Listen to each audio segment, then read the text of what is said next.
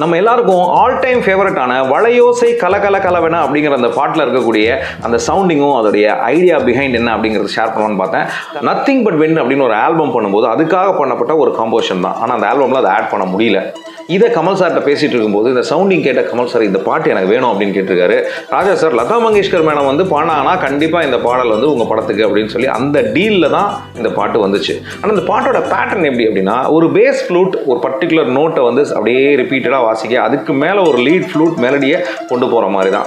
In fact உங்களோட ஃபீலே என்னென்னா முழுக்க முழுக்க துக்கு துக்கு துக்கு துக்கு துக்கு துக்கு துக்கு துக்கு துக்கு துக்கு துக்கு துக்கு இது போக வளையோசை கல கல கலவென டக டக டக டக டக இப்படி தான் ஒரு பேட்டர்ன். செகண்ட் இன்டர்வியூவில் பார்த்தீங்கன்னா அந்த பேட்டர்ன் அப்படியே வரும். டிங்கு டிங்கு டிங்கு டிங்கு டிங்கு டிங்கு டிங்கு டிங்கு டிங்கு டக டக டக டக டக ராஜா சார் அது வந்து கிட்டாரில் அந்த சவுண்டிங்க டிங்கு டிங்கு டிங்குன்னு பாட்டு ஃபுல்லாக அங்கங்கே ஆட் பண்ணி அந்த ஃபீலை கிரியேட் பண்ணிடுறாரு. கேட்டு ரசிங்க.